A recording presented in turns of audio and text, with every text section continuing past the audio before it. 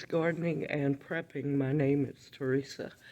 I'd like to welcome you on another adventure of mine.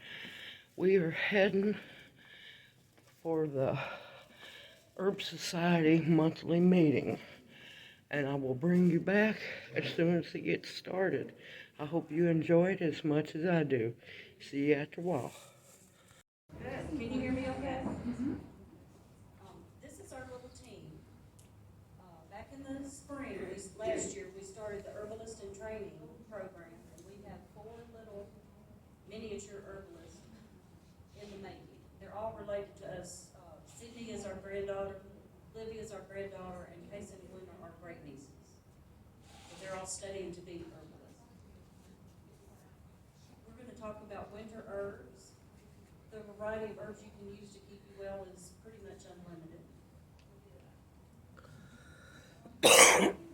Does anybody besides us have a home apothecary set up? Okay, that's one of the most important tools that an herbalist can have. It's not just for winter. We have cordials, and this is our apothecary. We keep cordials, fire cider, honey, oxymel, syrup, tea, and tinctures on hand. This recipe is really good. If anybody wants it, you can let me know after, and I'll email it to you. It's a winter cordial that the Herbal Academy has put out. You can also add these cordials to marinades, glazes, and jams. If you use a little bit, it enhances the caramelization when you're roasting vegetables.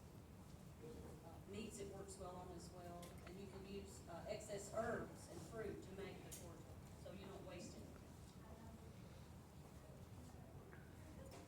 Who's made fire cider? It's a staple herbal preparation. We stock the home apothecary with it every year. Our recipe is traditional herbal folk recipe. Does anybody know what that means, the folk recipe? You basically measure in parts. Have you seen those canning jars that have the little tick marks, how much? That's what you do, a third, and a third. Now for fire cider though, ours has tons of ingredients. That's basically folk recipe by parts. 3, 4, whatever what you want to do.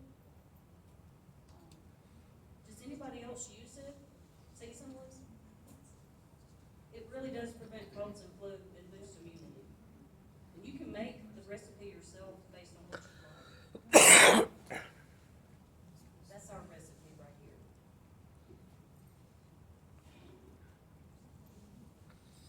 As you can see, we have tons of things in it. Okay. Honey, how many people infuse their own herbal honey? Yes. Historically, it's been used for a wide range of diseases. This is interesting. Eye diseases, bronchial asthma, throat infection, tuberculosis, thirst, hiccups, fatigue, dizziness, hepatitis, constipation, worm infestations, eczema, ulcers, and wounds. That's what it's been used for historically, and it works. Today, most of those the ones that are most popular are the respiratory illness, the eye disease, wounds, and burns. And when I say honey, I'm talking local raw honey that comes from your area. Boosts your immunity better because it's from plants in your area. It's usually safe and effective, can be made entirely from local ingredients, creating a beautiful relationship between the plants, the insects, and the humans. It's super easy to make it, has a variety of uses, and a long shelf life. And if it crystallizes, no problem, warm it up. It's not ruined. Pass that one out. That's a recipe for honey, and I'll be happy to send it to anybody. Does anybody else know what an oxymel is? No. It's an herbal honey and vinegar together. It's awesome for a dry, scratchy throat. The vinegar is very helpful. You can take it on the go easier in a dropper bottle than the honey, because you know the honey's sticky. Syrup tends to be thick and often messy, so oxymels can be poured into the little dropper bottles and used for acute support. So say you're beginning to feel symptoms, take a dropper full of the oxymel It's a combination of vinegar and honey, and they are tasty, simple to make, and an essential for the winter month apothecary. It's similar to a syrup, but there are several differences. The vinegar content makes it have a longer shelf life, so it does last longer. And it also has more expectorant quality in it. So if you're needing to cough things up, the oxymel's a good choice. And the oxymels are lower in sugar than the syrup. So vinegar contains the pungent aroma and taste, and so syrups are good for children and maybe fragile elderly that has taste issues. There's the folk recipe for the oxymel. It's just a general recipe. You can do any herb you want. 1 part apple cider vinegar, 1 part honey, and 1 part your herb. And again, I'll be happy to email these to anybody that wants. The immune stimulating syrup, they're fairly fast to make, but it also makes life easier if you can infuse it, get all the medicinal properties in it. The Winter Home Apothecary, we use the elderberry stimulating syrup. It's our favorite. Families or individuals exposed to cold and flu regularly, you can use that syrup daily. It will not hurt you. It's not toxic in any way.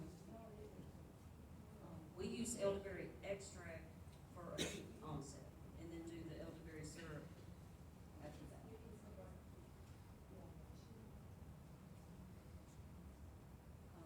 Dry coughs, where no mucus is present and your throat feels raw and dry. For support with that, you want moistening, demulcent, which means it's, how do I explain demulcent? It's hard. You look dead at me, and yeah. Well, I thought you probably knew more than me. No, I know the answer, but you look dead at me, and I'm like going, An anti-inflammatory, the 3 prefer, I know, right? And an antispasmodic will help you with coughing. The herbs that we use for that are licorice root, marshmallow root, plantain, and thyme.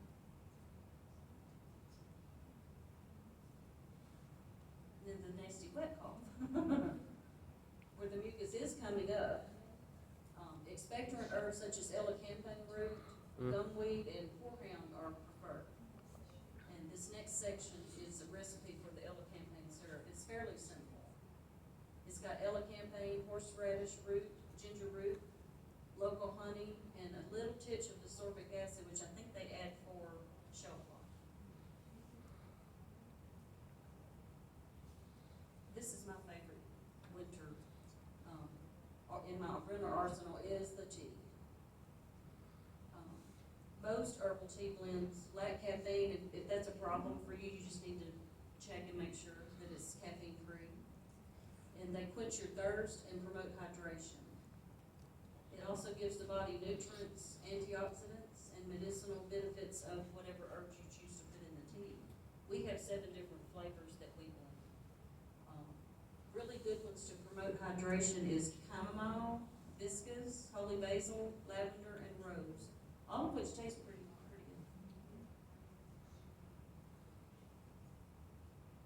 This is a winter tea blend that's really good. It's got dried elderberry, holy basil, calendula, rose petals, cinnamon chips if you like the cinnamon. Some people don't care for it. Dried ginger, and you boil it, steep it 15 to 30 minutes, and we put honey in ours and drink it.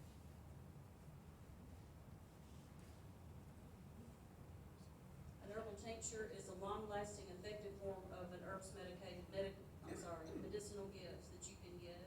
It has a much longer shelf life than a tea or decoction. It can be stored in a bag or a cupboard for easy access. It uses, a tincture is usually, the solvent is usually alcohol, so you're going to infuse it in alcohol. Grape alcohol, I think, is the go-to, but you can use any alcohol you want, as far as I know. Actually, if you're making tinctures and it's a wet plant material, 100 proof vodka. Because it's 50 alcohol, 50 water, and that way you have a balanced tincture. Now, if it's, and I prefer to use fresh plant material if possible, and if it's a drier herb, you can get away with 80 proof. Okay. And some of those vodkas are flavored too, so then you can. I avoid any flavored because that causes people the possibility of allergic reaction. Oh, Lord. Okay, well, that's good to know. Um, The alcohol is an excellent solvent because it extracts a ton of medicinal benefit. And it also allows for easy absorption of the healing compounds into the bloodstream. And usually a tincture is just a drop or two at a time is the dose. This is our Echinacea tincture recipe that we made. You can leave out the cayenne if you have problems with reflux.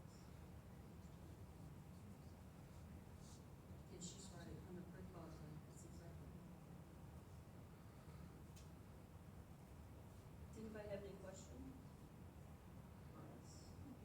I noticed that they tend to leave out the elixirs, which are 50% alcohol, 50% honey.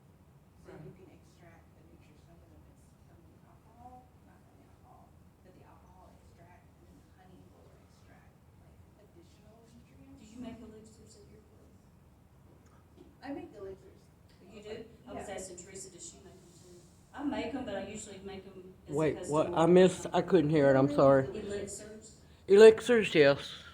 Now I was going to say on another herb to add for wintertime ailments, mullein is a Yes. very important one because it works on your chest and it'll bring bronchitis out. Anybody else? How long do tinctures have to sit? I let mine sit 4 to 6 weeks depending on what's in it. Tincture, 8 weeks, dead So on. not short, it's not a short time. 8 weeks. Now I let mine sometimes go a little longer, but nothing shorter than 8 weeks.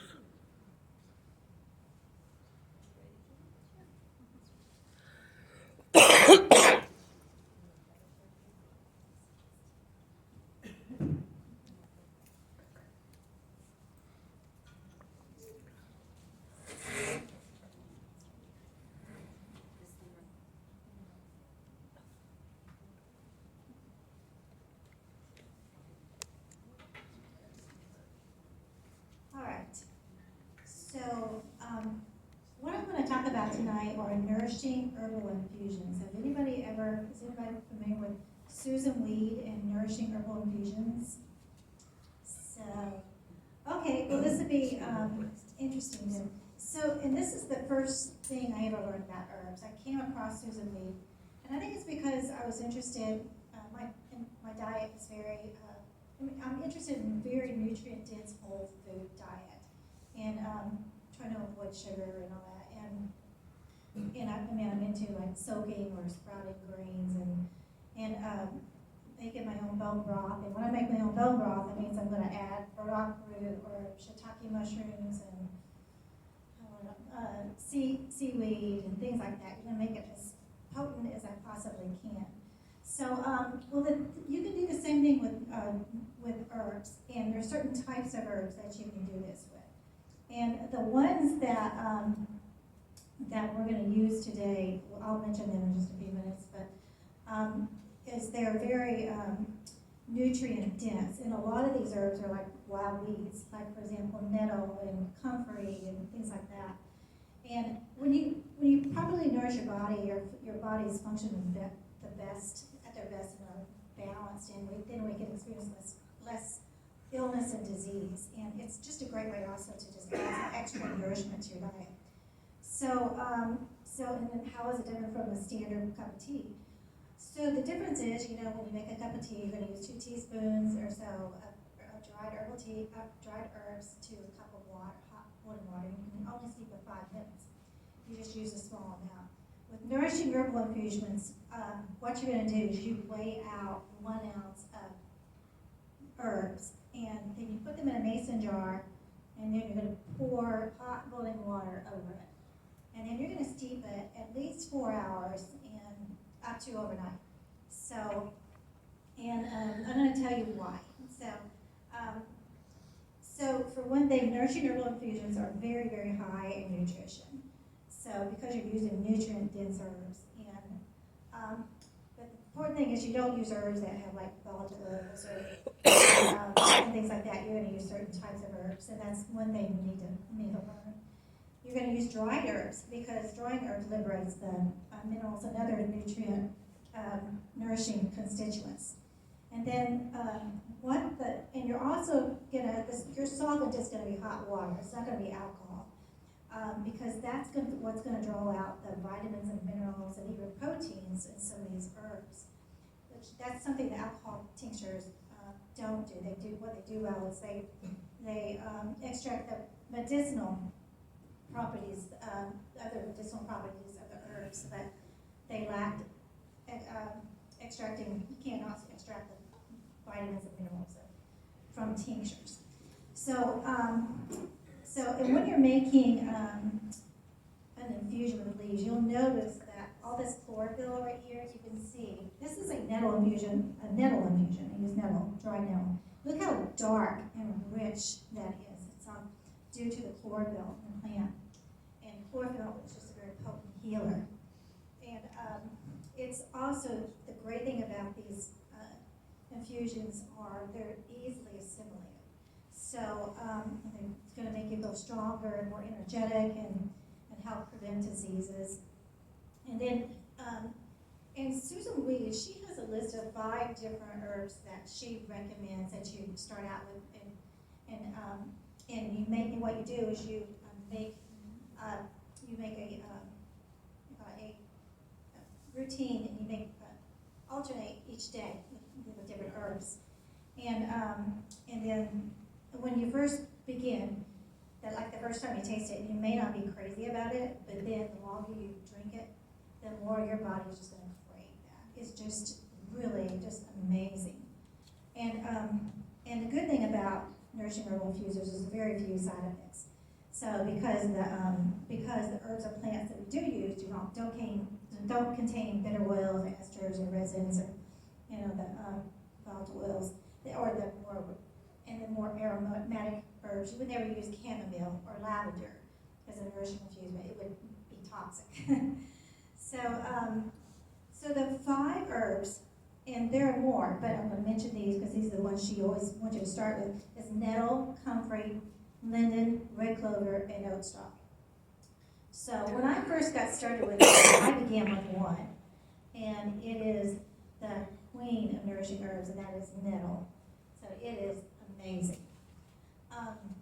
And it would be nearly impossible to grow your own and dry and harvest this to maintain this routine, because you do use a whole ounce of dried herb, and you're going to use it probably once a week. You drink that once a week, the nourishing herbal infusion.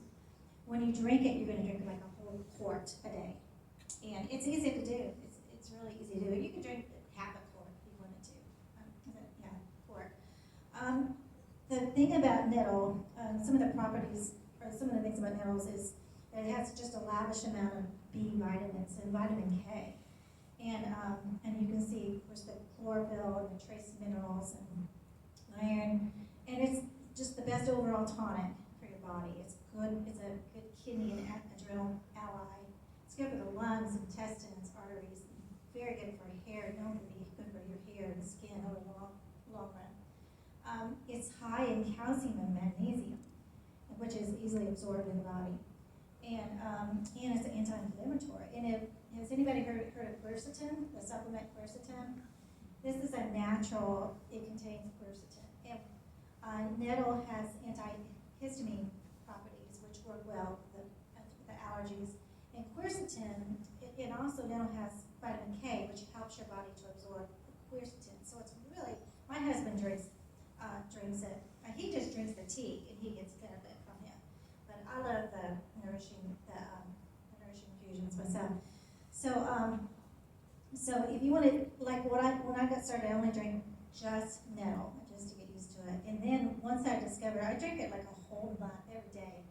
And I got to, by the end of that month, I was just so energized. It was like, you cannot slow me down. And I thought, whoa, I need to take a great for this. So then I started trying other ones. And so then I bought some of the other herbs. There's the oat straw, the red clover, linden, and red clover, which one did I say? So, I forgot which one. So oat straw, red clover, linden, and, Comfort. no, not mullein, what's the other one there? Comfrey is the other one. So, well, next I'm going to talk about oat straw. And both oats with the grain only and the oat straw, which is the grain and the grass, have basically the same benefits. They're both soothing and nourishing, and oat straw, though, is actually higher in vitamin A and C than oats, and of course, less calories. So the part used of the oats or straw, you use the dried oat tops and some oat and I guess the oat straw part. So and it's very high in B vitamins, among with some other minerals and things like that. So it acts as an antidepressant, and it is an amazing restorative nerve tonic. So regular use of it has been seen to ease inflammation, which is beneficial to people with Crohn's disease or lupus or other autoimmune diseases. It's a great source of calcium, and if you add a pinch of horsetail with your infusion, you can actually meet your daily calcium needs. So, according to Susan Weed, it also will help stabilize blood sugar, and it's good for anyone experiencing grief and trauma. So, or just worn out from a heavy, stress load. So, I really love oat straw as well. It's more. Nettle is a little bit more drying, so I'll tell you what I do at the end to help. It takes a long time. Eventually it's a little bit more dry because it's antihistamine. But what I'll do is I add a little pinch of licorice root to it, just not much, and then that kind of counteracts the dryness. For me, licorice is kind of a demulcent. So oat straw is more of a demulcent, so it's hydrating. Red clover, the next one, is it's Trifolium pratense. And it's important to get the right one. But it's used the dried flower tops for that. And it's loaded with calcium, magnesium, manganese, phosphorus. It just go on and on. It's a superb anti-cancer and cancer preventative herb. It's high in phytosteroids, and it nourishes hormones to make it a good choice for women who are menopausal or in menopause, or as well as those wanting to increase fertility. So it's also a blood purifier and a lymphatic mover, and it can also be used externally. A lot of these nourishing infusions can be used externally, like for a sitz bath or whatever, just as a what's it called, fomentation. Is that what it is? Yeah, something like different things like that. It can be used as just a press and treatment for eczema or psoriasis, but also taken internally at the same time. It's just good for overall skin treatment. And its taste is very similar to Earl Grey. So it took me a long time to get used to that. That's probably my least favorite, but other people love it. And I don't really like black tea, so I like it as well. So linden is the next herb. And this one took me a long time to learn to love. But I love it now. And that's my kind of go-to right now. When I start feeling in my head, okay, I think I might be getting sick, I'll prepare some linden. And this is from the Tilia cordata, the lime tree. You use the dried flowers and leaves. And it has cobalt, niacin, riboflavin, vitamins A and C.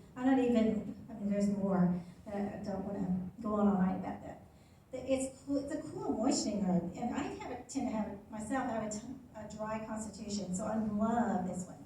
And it's a cool moistening herb that's good for and it's also good for helping you relax and deal with stress. It's also really good if your skin is feeling dry or parched, and you're dehydrated or illness or something like that. It's good for colds and flus, whenever you have colds and flus. It's kind of my go-to. It's a heart tonic as well, and good for reducing high blood pressure and reducing built-up tensions. And this taste is very nice. It's very kind of delicate, floral taste. And I don't know why it took me so long. I think because difference between linden and the other ones, that you only use a half an ounce. And I did not know that for the longest time. And I was using a whole ounce, and that's why it was so strong. Once I started using a half ounce, that's when I learned to really like it. And it's a very demulcent herb too as well. It's very soothing. Comfrey leaves, and this is known as nipbone. This is symphytum. But we're not talking about the root here, because the root has been, the root can be, it has some PAs in it that can cause liver damage. The comfrey leaf does not. It's safe to use, and it can strengthen and heal bones, and the tendons, the ligaments, and mucous surfaces of the intestines, the lungs, the sinuses, and the throat. And it's very high in protein, like nettle. Nettle is especially high in protein too. It contains macro and trace minerals, and every vitamin needed for health except for vitamin B12. So that's another one of my favorite. I tend to really like the demulcent herbs more than like red clover is a little more drying. And then with the nettle, I still love it because I can just add a pinch of licorice root to it. It's really amazing. So I talked about horsetail. I love to add horsetail when you only use just a pinch or so of horsetail to your infusions, especially nettle and oat straw. I like to do that with, because it's rich in silica, calcium, and magnesium.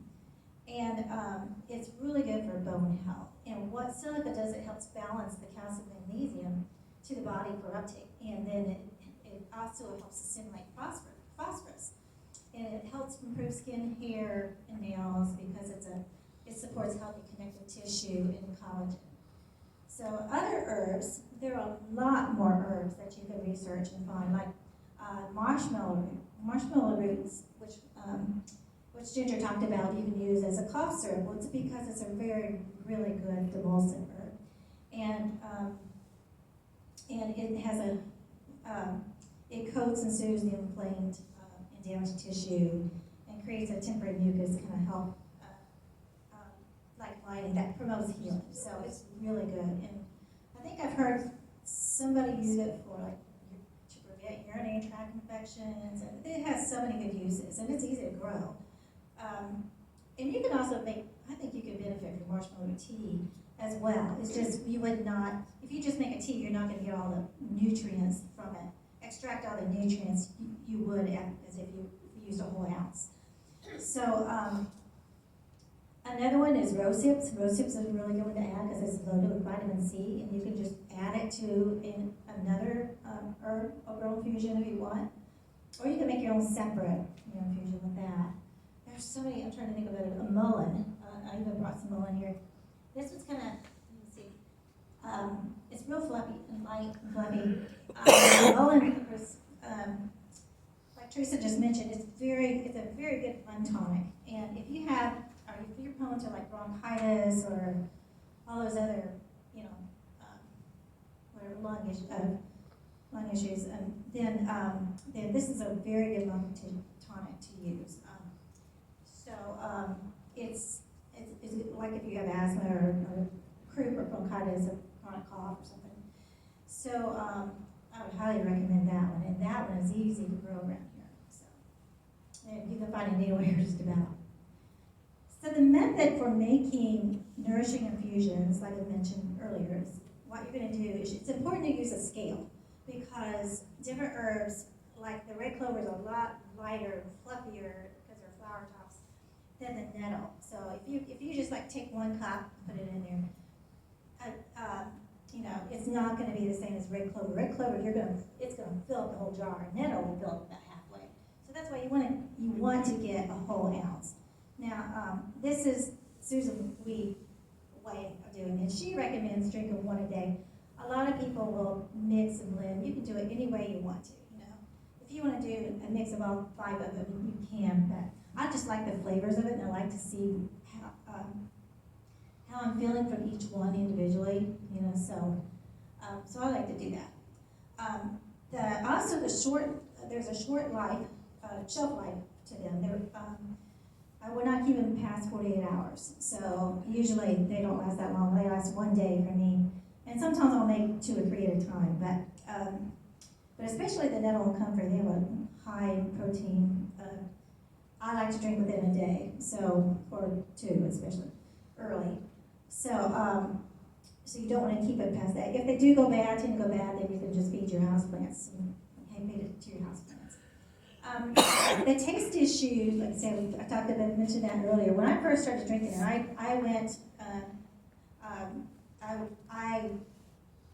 drank it straight, you know, so I didn't add anything to it. And instead, I think it took me a while to get used to it, maybe a week or less. But then I would just crave it in the mornings. And but everybody is different. And a lot of people will add peppermint or lemon balm, just a pinch to it, and to improve the flavor. I have not found that myself. I don't like to do that. And one thing to mention is, for example, peppermint and lemon balm, mints are very high in volatile oils. You would not want to do a whole ounce. You would not do nourishing herbal fusions of those. But to add just a pinch or so, it's safe to do that. You can use stevia or honey to sweeten it. You could add a pinch of salt to reduce the bitterness, like in nettle. That might bother some people. And then when you first get started, you can use a lesser amount, and then just gradually increase it, you know, as you become more used to the flavor of it. And then you can dilute it, or you can just dilute it and mix it with your other favorite tea or something like that. Some people like to mix it, blend it with green tea or black tea, which I've never tried before. And then my number one preference is to add licorice root. And I often add other things, like sometimes, whatever I have, might have some sarsaparilla root, I'll add that, a little bit of that, or burdock root, or nettle root, or whatever. Sometimes I'll play around with it, but just to get as much as I can out of it. But that's how I how I fell in love with herbs, is because I could tell the difference that it made in my life. From then I just started studying and, you know, and moved on from there and learned other things. But you do need to recommend buying in 1 pound bags, and Starwest Botanical, Frontier, Mountain Rose Herbs, and there's some other good companies. What's the name of that blue bag? Is that the one?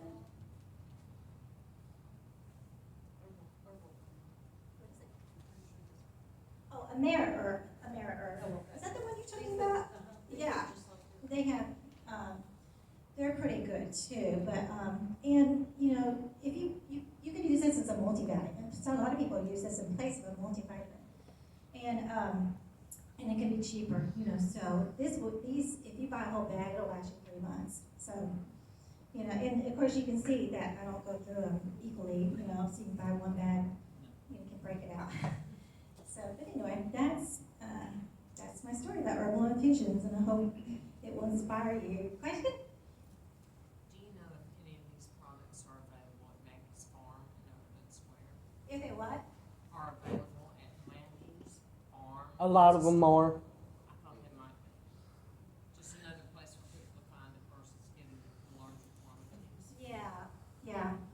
What farm is it again? Maggie's Farm, down on yeah. Overton Square. So, and she'll have smaller amounts. She usually sells it. She doesn't sell it quite. I mean, she would sell you a whole ounce, but if you want to continue it, and I recommend you do it. I recommend try to cut a quart a day in the middle and just see how you feel at the end of the week. You know, 5 days in a row. See how you feel. I would not recommend, like I said, I would rotate them, like suggested. So, or if you're, So that was 1 ounce of herbs to a quart of water? Yes. And do you yeah. boil the water first, or is Yeah, it just boil the water, and then a trick, because I have broken plenty of jars, I stick a butter knife in it, and other people say you should warm up your jar. I always forget to do that. And I pour it very slowly in there, and then I stir it one night. And that seems to be helpful. and you steep it for how long? For at least 4 hours. I like to do it overnight because I feel like I'm extracting even more of the nutrient value of it. Uh-huh. Do you grow any of, I mean, I assume I can grow red clover. Can you Yeah. grow nettles? I don't even. Yes, you can, Yeah, easily. You can, but it would be a lot of work to grow it all, grow that much, and to dry it all, and, because, like, I would go through, it would just be a ton of work, so. It's much easier, and they're not that expensive, so. Uh-huh. When you drink it, do you just drink it room temperature? I mean, you strain it, I would imagine you just drink it room Yeah. temperature? Either cold, I like it cold myself, room temperature or hot. So, yeah, I start my day out with a, But you do to tell them to strain it. what? You do need to tell them to strain it. Yeah, oh, yes, okay, let me finish. Yeah, so what you do is you measure out the ounce, put hot boiling water in it. You're gonna steep it for 4 hours or overnight. And then, after that, I take a colander like that, open it up, and just strain it all into a saucepan, one with a good vessel, you can put it back in there. And then I like to use a plastic glove because I hate getting my hands wet, and just squeeze it all out, as much water, the tea out, infusion out, as much as you can. So, that's all you do. Sometimes I'll do 3 at a time, because that's convenient, or sometimes I'll measure out all 5 herbs in a mason jar and have them ready to do for, 5 days in a row or something like that. And, I just wanted to add, I know that, like, very bitter stews Mhm. seem like bitter, but some herbal blends, you might want to be careful with adding honey, because I learned that honey can actually change what you're using the tea for. It can change the Mhm. properties within the tea. yeah, So it's best to just drink it straight up. yeah. It was like I started like drinking turmeric when I first tried it. I was like, oh my god, I can't take this. Mhm. Sometimes I would just not take it, but I know I need it and it's medicine, so sometimes it's just not gonna taste the best. Yeah, she was saying that sometimes bitter herbs are often better if you, rather than adding honey to it, you'll actually get more effect from it from just drinking it straight. Bitter is really good for your digestive system. Yeah. Yeah, and all these are really good for your digestive system too. They're just, I just can't say enough about it. You can Google, there's 2 books here, but this is a really, really old book with Susan Weed. And she only mentions oat straw and nettle, I think it is. These 2 in there. But if you just Google, you can Google nourishing herbal infusions, Susan Weed. There are so many herbalists that use them. It's just kind of all over the herbal world. So, and I brought, I'm going to let you sample some nettle infusion tonight too, in the program. And this has got just a little, my favorite, a little pinch of licorice root in there. So, okay, so let's end it right here then, and come on up and get a taste if you like.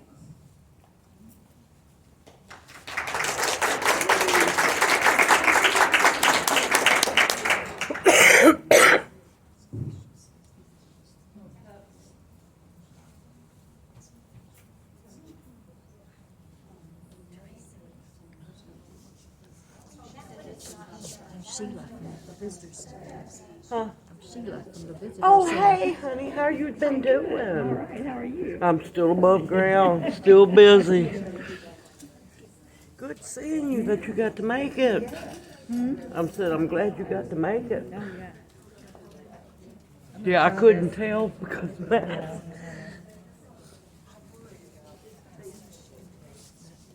I'll see you back here, I guess, next month. Oh, yeah, yeah.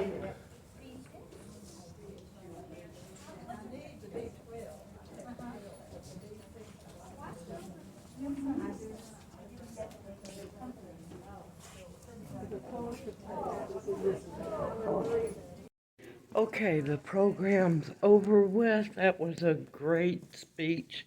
I hope y'all enjoy the information. I'm heading down the hallway, fixing to head home. and do a little bit of rest. Everyone, I look forward to seeing you in my next video, and may you each be blessed. See you soon.